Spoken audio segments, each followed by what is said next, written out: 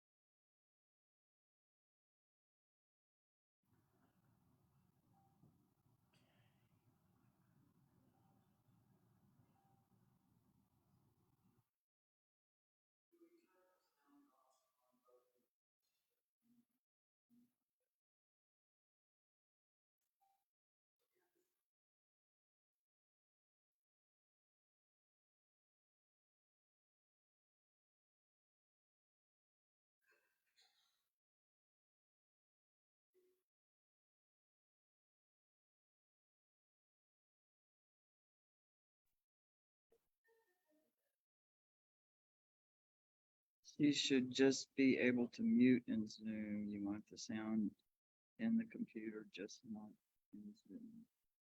Also, the camera person should not join audio. Okay, so you can turn the music back up on the. This.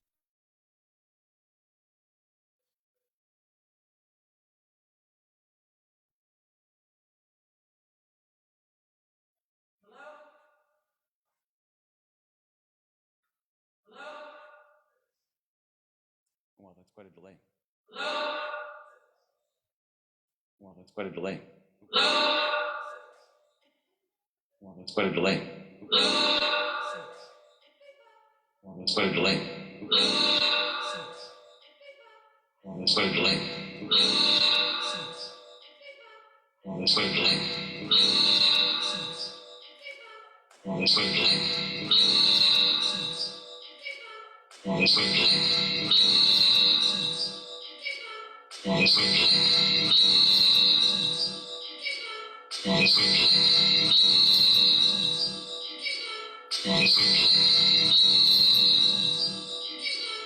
Well, that's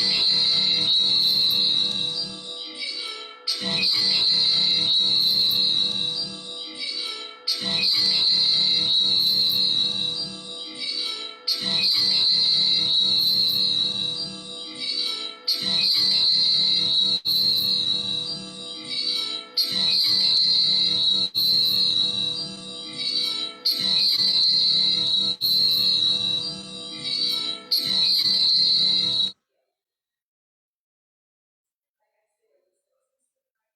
a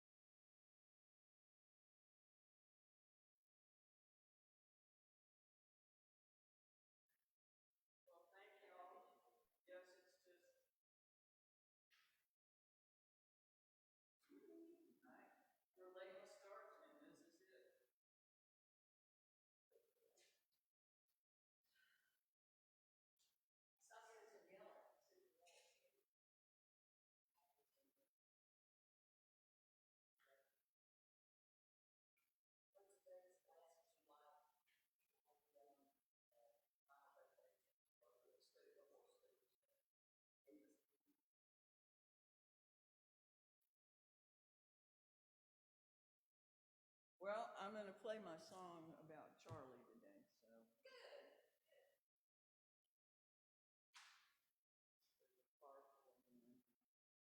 Ah, 10 people. How y'all doing? Okay, thank you for coming.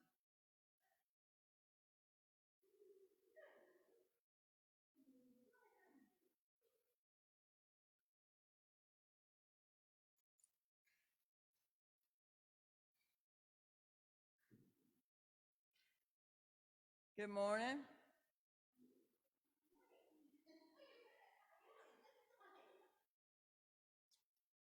Well, I guess we don't need any prelude. Am I? Master volume on. The one to the far right. Da, da, da, da, da, da, da, da, da. The far, the farthest right slider. Thank you.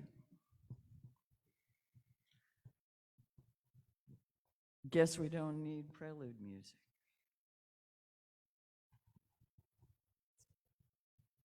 Is Susan down there?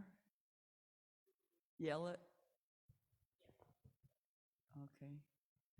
I didn't know if I should wait for her.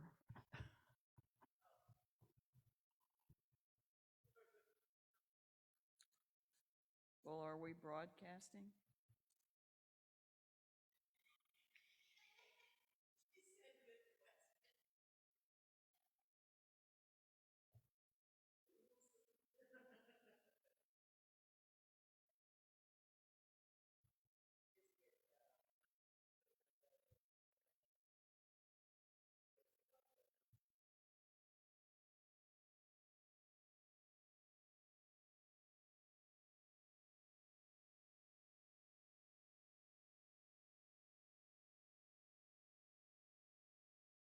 Well,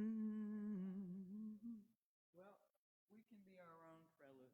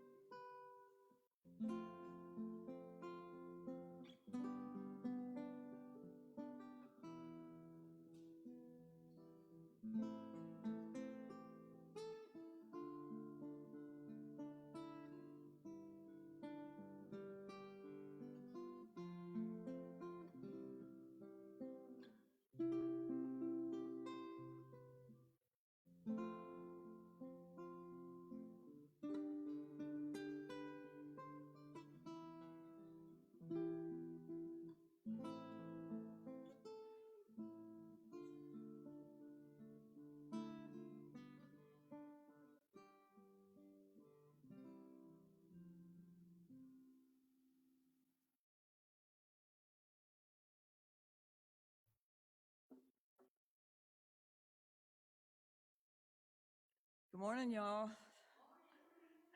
I appreciate you being here. Uh, this is a church built on covenant, not creed. We do not have to think alike to value the virtues of love and respect and mutuality in this world, and to do what we can to carry those into community and out into the world around us. So everybody that cares to be here in that spirit is welcome.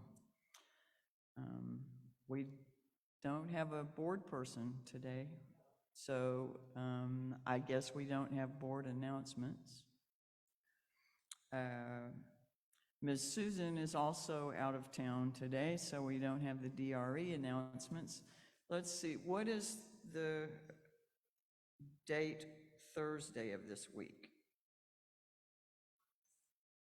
Okay, so this week is our Highland Blessing Dinner, Thursday. Oh, but they're not having it because the floors are being done, and we are hosting whatever people from, this is about the feedback, needs to turn down some, please, sir. Whatever people from the Louisiana Aid for Immigrants would have been staying at the Highland Center will be staying with us this week. So if you're interested in helping out with that, Miss Susan will be back this evening. We will be setting up the social hall to receive them. I don't know what time, but I'm sure if you tune in either with Miss Susan or the Caring Connection or Louisiana Aid for Immigrants, you can find all of that out. We are also trying to find out who might be interested in participating in Artist Sunday. I don't have a date for that yet, but I need to know if we have people who care to be part of it. And also I want you to put on your calendars the weekend of October 20th through 22nd, and let me know ASAP if you might like to go to the retreat in Baton Rouge with us at the Unitarian Church down there. I don't think we're going to be able to charter a bus or a van. I can't find any small or large vans or small buses to rent, and we don't need to charter a driver for a weekend. So anyway, we can see who has the biggest passenger vehicles in the church and try to pile in together that way and still travel together. Anyway, they'll be doing home hospitality for our nights, and we will be doing meals together. So if you're interested in that, please let me know. We have enough notice so that you can probably arrange to clear your schedule.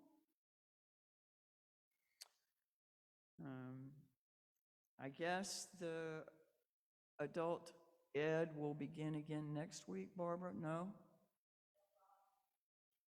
Off for this week and next week. Okay, thank you. Well, let's catch our breath. Try to be where we are.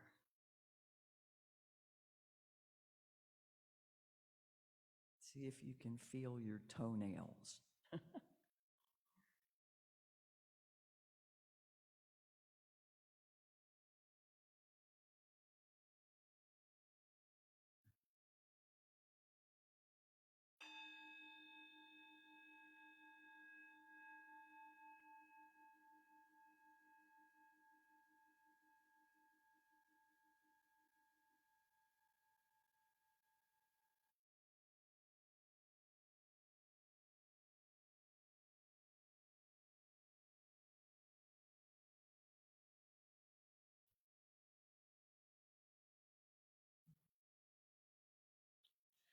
I've added one reading to the call to worship this morning, and it's from Susan Megan.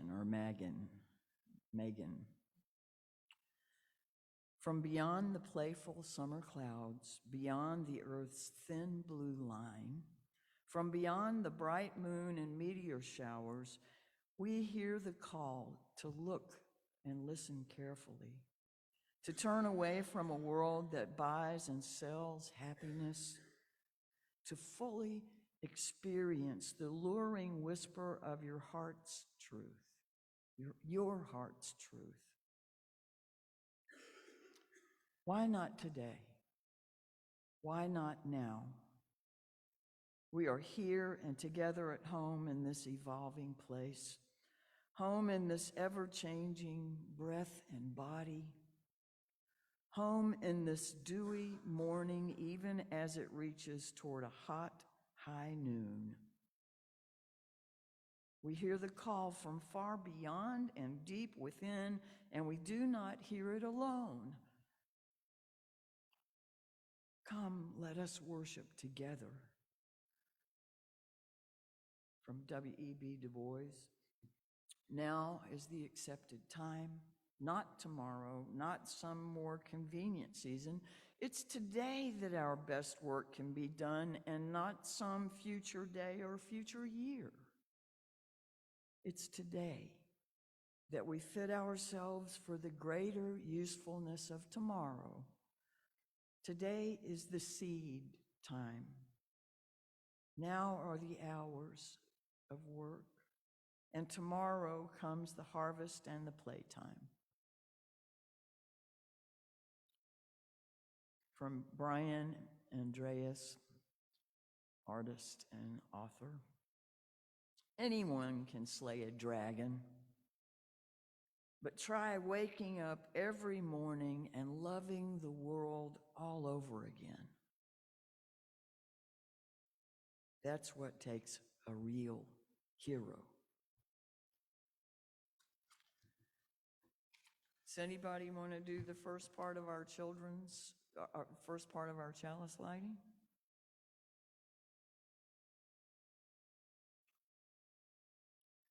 Our children who usually do it are out of town with their family.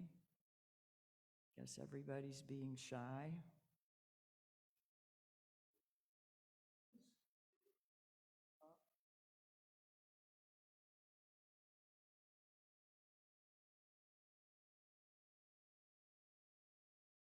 We light this chalice to celebrate Unitarian Universalism. This is the church of the open mind. This is the church of the helping hands. This is the church of the loving heart. Together, with mind, hands, and heart, we care for the earth and for each other. These have to take turns and not be on at the same time.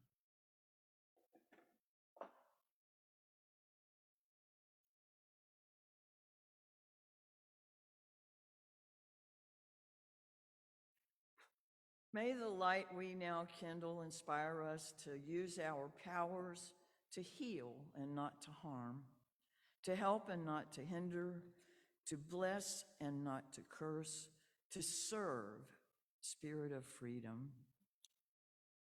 For some, the chalice cup is a communion cup, freely offered to all who would seek the greater truth. Others see the circle of fellowship in its embracing sides, the sacred hoop of its rim, the ambient energy cradled in its basin, the abiding, grounded strength of its pedestal. May all be lit by the fire of spiritual integrity. So too may we each be bathed in the glow of our shared truth, multifaceted and radiant. Before we move to our unison affirmation, I wanted to invite either Kathy or Bob to maybe say a word about the AVP workshop coming up in August and the dates and just kind of what it is, and so people know and can sign up for it if they'd like.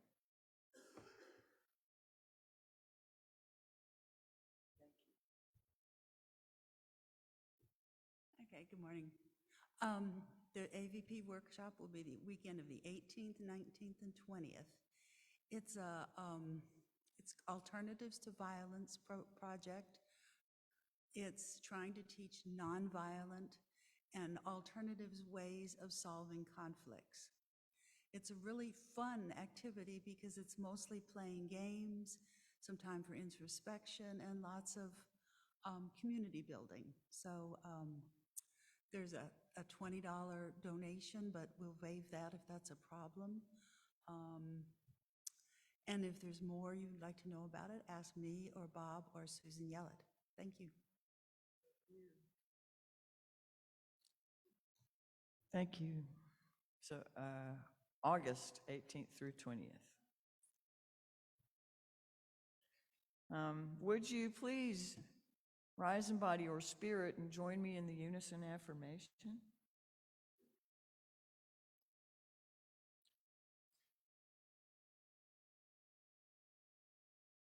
Love is the doctrine of this church. The quest for truth is its sacrament, and service is its prayer. to dwell together in peace, to seek knowledge and freedom, to serve human need, to the end that all souls shall grow into harmony with the sacred. Thus do we covenant with each other. Our opening hymn is Earth Was Given as a Garden, and it's to the same melody as Blue Boat Home. We're going to go.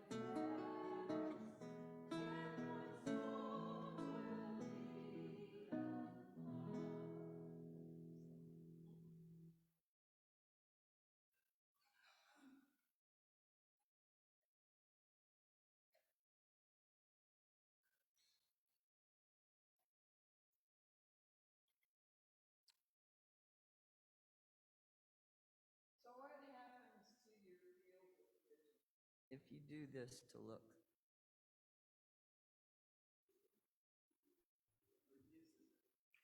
Or even this.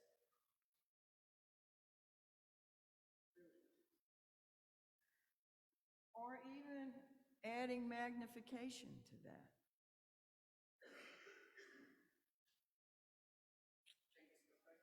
Yeah, no, you're right. The field is reduced.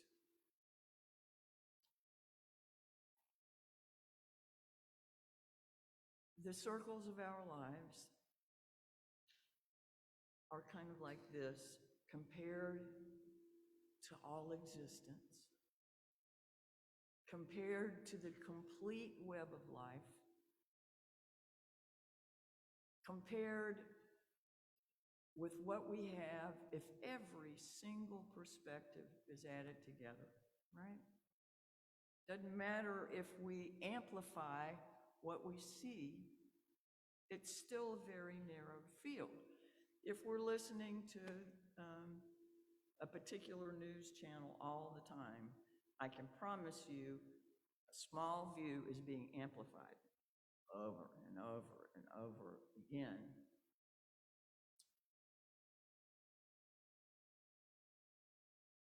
We're asked as Unitarian Universalists to do what we can to broaden our understanding.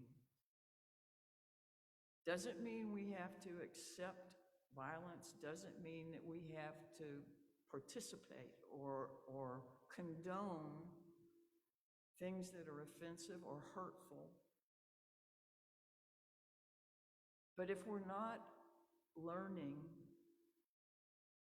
more understanding for people whose views are not like ours, what are we doing to solve the divisions and the separations and actually reconnect the web? Just going to leave you with that question. And I would sing the children out, but we don't have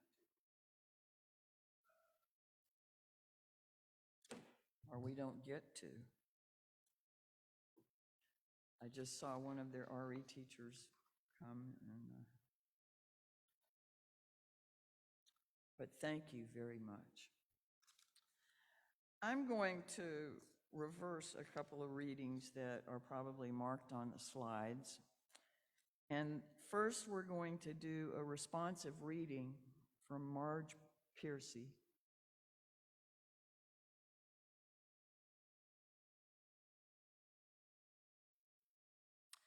I want to be with people who submerge in the task, who go into the fields to harvest and work in a row and pass the bags along, who stand in the line and haul in their places, who are not parlor generals and field deserters, but move in a common rhythm when the food must come in or the fire be put out. The work of the world is common as mud. Botched, it smears the hands, crumbles to dust. But the thing worth doing well done has a shape that satisfies, clean and evident. Greek amphoras for wine or oil, Hopi vases that held corn, are put in museums, but you know they were made to be used. The pitcher cries for water to carry, and a person for work that is real. I follow that with a reading from Lao Tzu. 30 spokes share the wheel's hub. It's the hole in the center that makes it useful. Shape clay into a vessel, it's the space within that makes it useful. Cut doors and windows for a room, it's the holes that make it useful.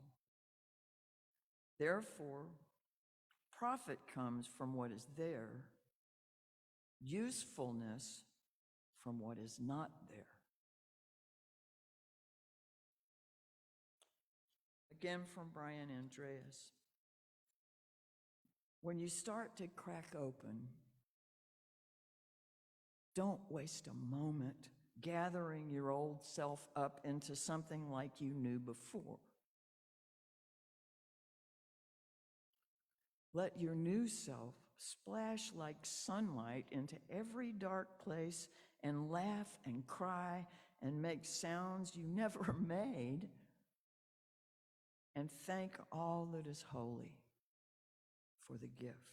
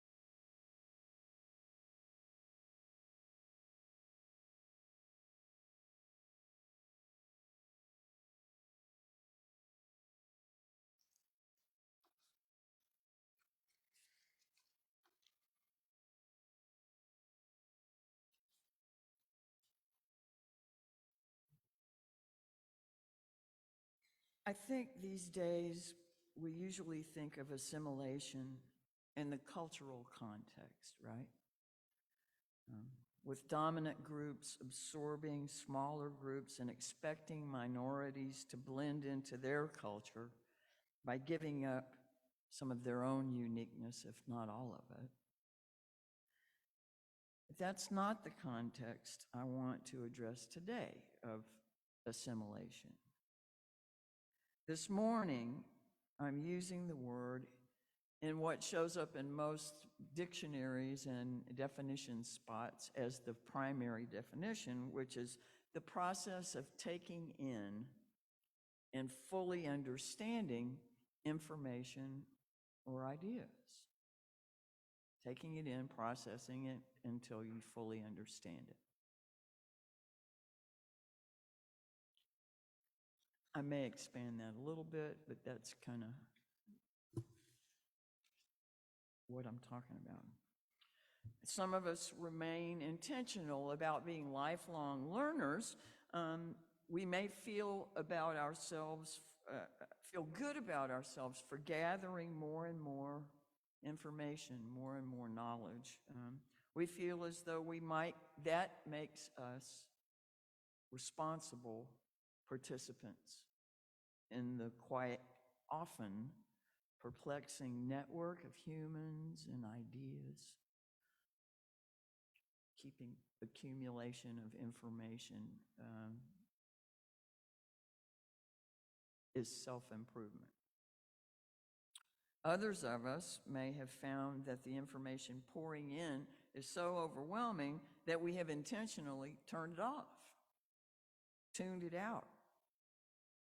Political news, environmental data, cultural and economic stats, and tried to plug in back into something more organic, perhaps, less media-driven, gardening, artwork, cooking, traveling, getting together with friends. I suggest either way, either path, we carry with us our own set of field glasses. The kind I mentioned a minute ago, because we have carefully, over time, over our lifetimes, developed our views and our filters, and we only allow in the information from our preferred narrow fields of view. There are a lot of things we might hear that it's real easy these days to dismiss out of hand as nuts or wrong.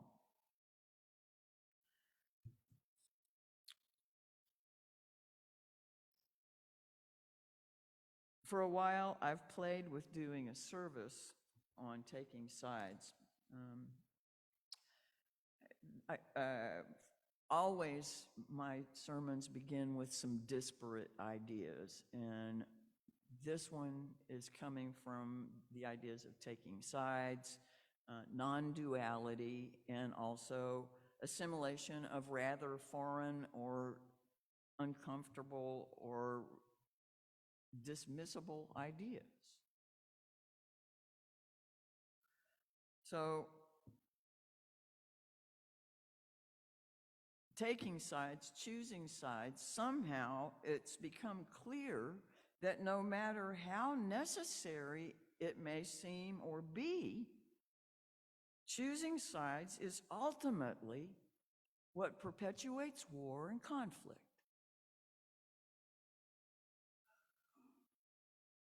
So how in the world do we work our way out of that human behavior and those ways of seeing and limiting our choices?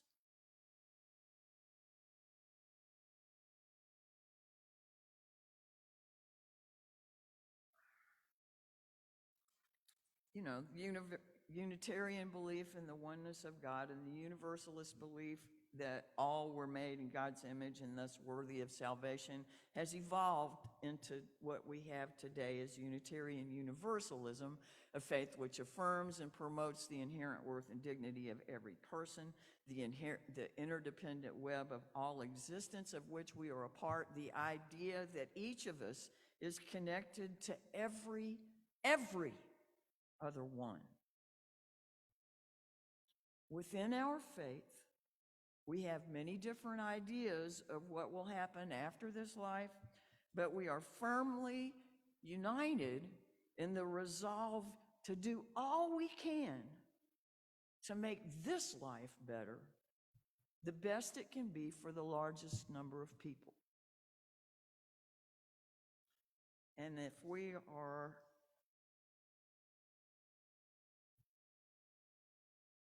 through a lack of understanding or for self-defense even,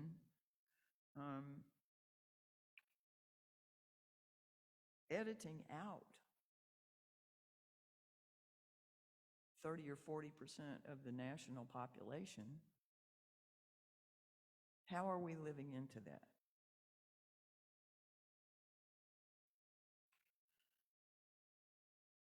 Given how long we've been at this behavior of conflict,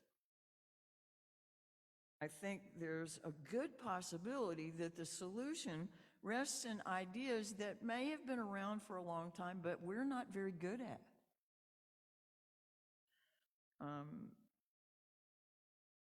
Maybe we are beginning to work our way into understanding about those ideas. It includes becoming more adept at navigating paradox and incorporating non-dualism, or the lack of opposites. Those can also be choices. And let me make a short sidestep here into a Wikipedia on non-dualism, okay? Non-dualism, also called non-dual awareness, pure awareness, or pure consciousness, is a fuzzy concept originating in Indian philosophy and religion for which there is no single definition. It refers to a primordial, natural awareness without subject or object. In a more general sense, non-duality refers to the interconnectedness of everything. Sound familiar? Forming a singular wholeness of existence that suggests that the personal self is an illusion. That's what the origins of the word kind of imply. The English term non-duality is derived from the Sanskrit Hindu term Advaita, not two, or one without a second, which means that reality does not consist of discrete, separate objects, but forms a unified whole, which Maharishi Mahesh Yogi used to talk about, the unified field forever, which can be experienced as such. And from the Buddhist term Advaya, also meaning not two, but meaning that the two truths of conventional reality and this ultimate reality are not two separate realities.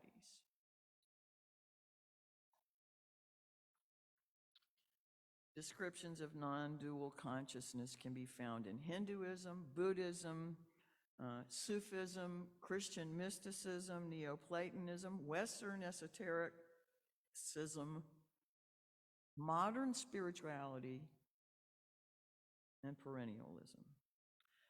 That's all well and good. So what? That's all talking about spirituality and religious traditions, right? Well, just for the record, it's part of ours too. But how does that play into my actions? My life, my response to all that seems broken, exhausting, scary, hurtful.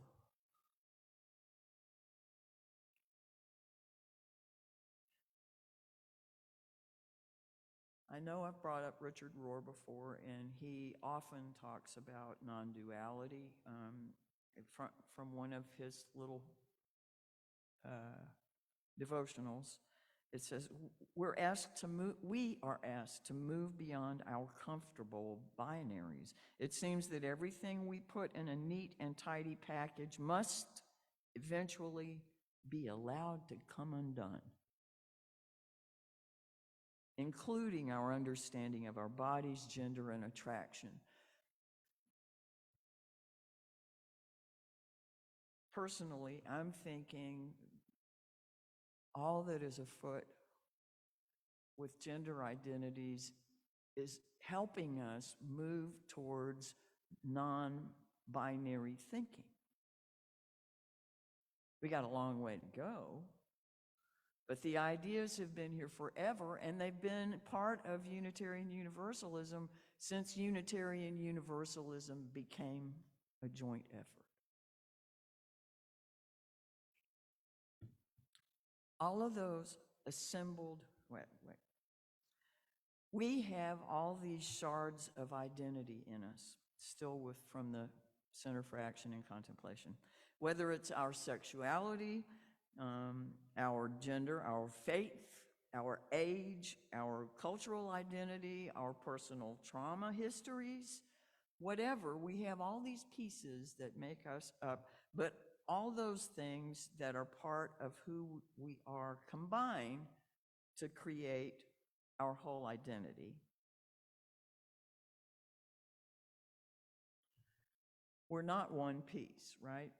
We have all of these different aspects. But all of those assembled shards still add up to one person's small portion of the whole, unless and until it recognizes itself as integrated with the broader context, all-encompassing, all-inclusive, paradoxically perfect.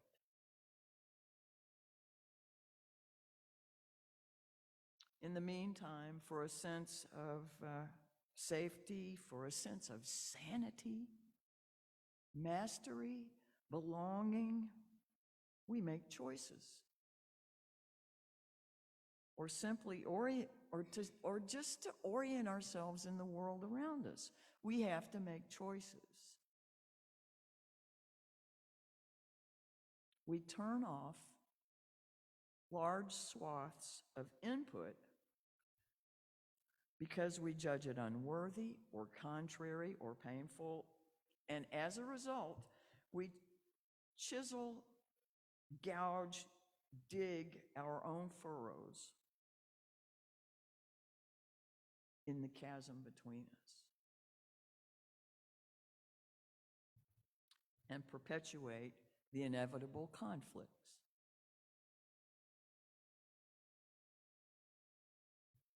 Why bother trying to see farther than our vision reaches or comprehend what our minds cannot reconcile, or spend energy on what might even seem counterproductive?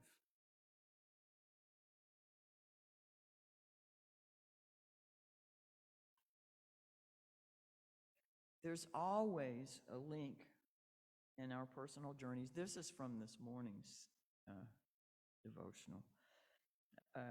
Inner journey of contemplation and our ability to work against violence in the world, in our culture, and in ourselves. This starts talking about the internal work we do has a direct correlation with our external work for nonviolence in the world.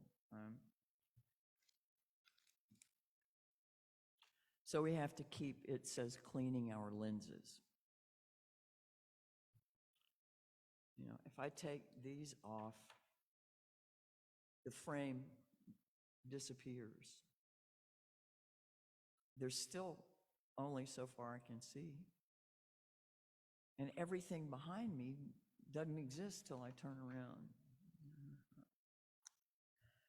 How do we go about making room for and assimilating information from views that feel like nothing in the world to us but contrary or unhealthy?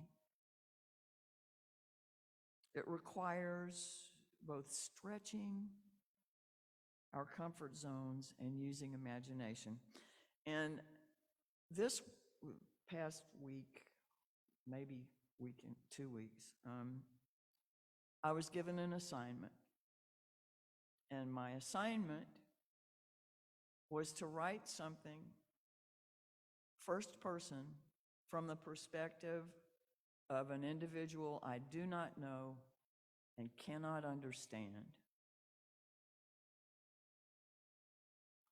And then the instructor used the example for her of Marjorie Taylor Greene. For me, that was a bridge too far. I was not willing to spend my week learning about somebody who is actively doing things that are destructive, in my opinion. My opinion.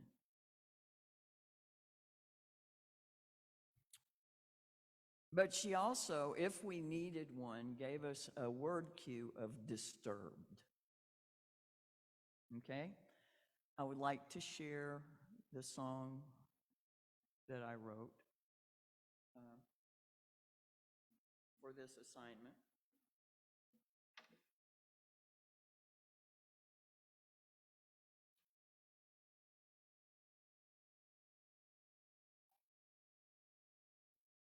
It's new, so I still cheat. I can see it.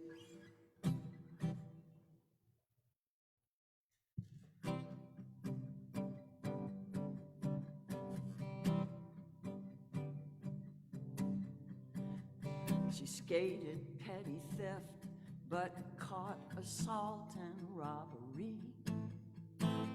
Drinking, then mom left for 5 to 10 when I was 3. I never met the coward who conned mother and spawned me. I took their seed and grew this apple bigger than their tree. And I could have changed the world. They should have let me be. She got paroled when I was 8, and we lived happily. But when at 9 I torched the school, the piggies came for me. Finessing puppet judges, lots of times for leniency. With borrowed cars I crossed state lines and drove to infamy. And I could have changed the world. They should have let me be. I would have finished what I started. Too magnetic, much too smart. This system couldn't risk a man like me. Not like Charlie. Stranger in a strange land, Bible, Beatles, Carnegie. Apocalypse and L. Ron Hubbard sharpened my technique. Under supervision in the hate on LSD. 60s music music and charisma grew my family, and I could have changed the world. They should have let me be. I took in aimless women, gave them strength and destiny. I had no taste for bloodshed, so they did all that for me. Helter skelter, love and shelter, safe from old taboos. You make a free world better, 50 years is what you lose. And I could have changed the world. They should have let me be. Would have finished what I started. Too magnetic, much too smart. This system couldn't risk a man like me. Not like Charlie.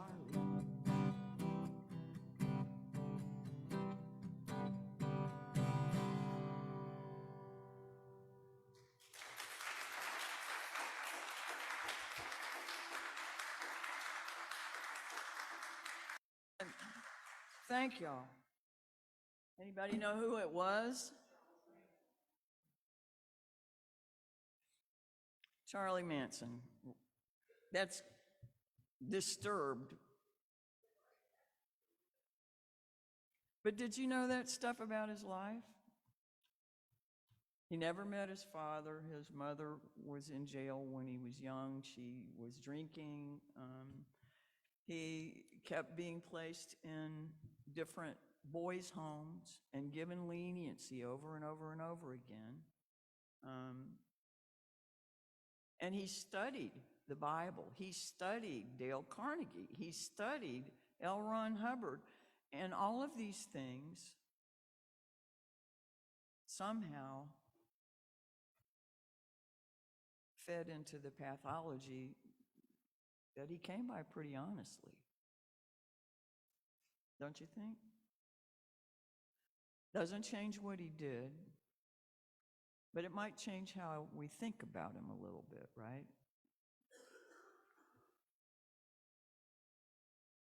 I also keep hoping that if we have that kind, like singing that song, I have to feel like him. Or I have to make those words true for me in the moment, if that makes any sense. And I'm thinking that kind of exercise, being intentional about finding a way to look at somebody maybe we don't like,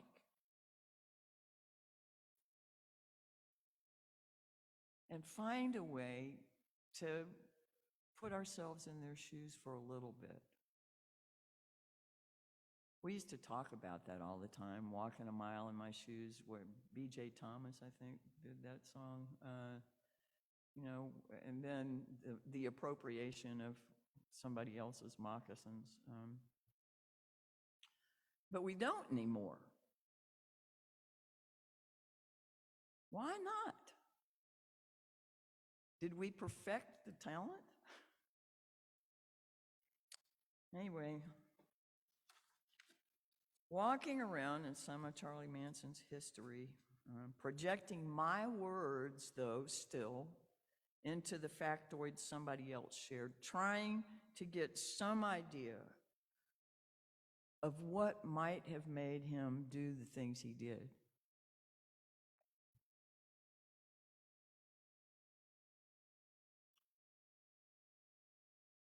Made it easier for me to think about him, but it's also easier because he's dead.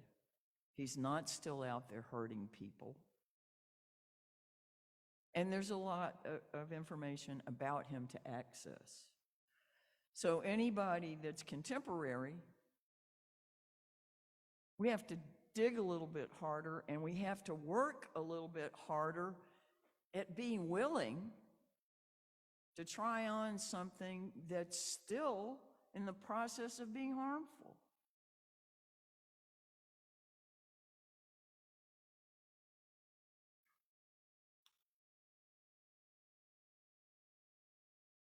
Doesn't mean it'll change them. But assimilating that information might teach us stuff we don't know yet. And it might continue to move us closer to the capacity for non-dualistic thinking, the capacity to embrace and be more comfortable with paradox so that we don't fight it all the time.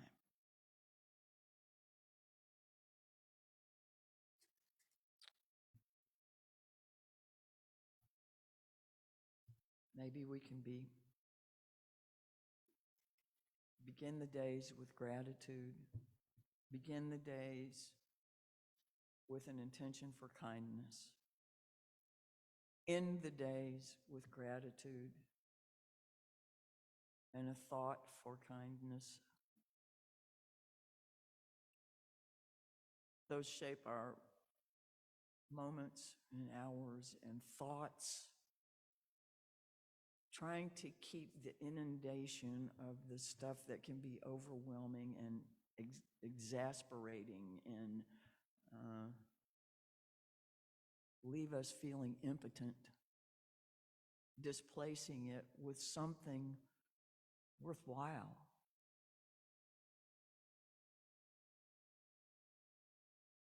Is an important exercise. Choose your own. Our closing hymn is For All That Is Our Life. And I want to thank our song leader this morning, our board president, Sally Wood.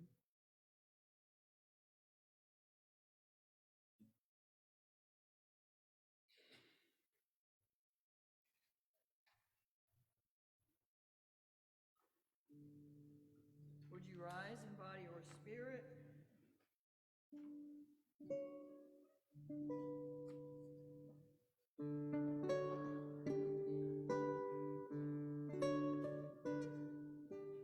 All that is our life, we sing our thanks and praise. For all life is a gift which we are called to use to build the common good and make our own days glad.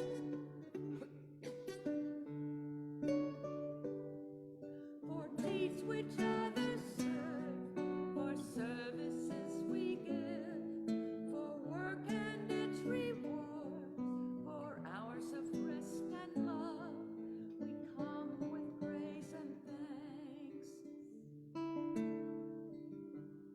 For all that is our life,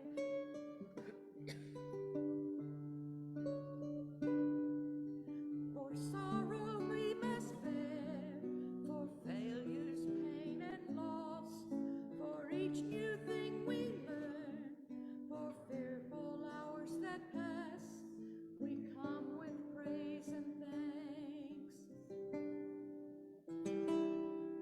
For all that is our life, for all that is our life, we sing our thanks and praise.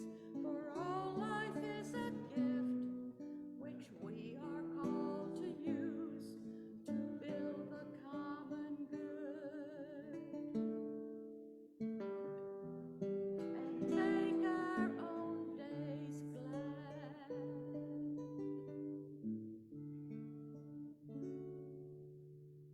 Thank you.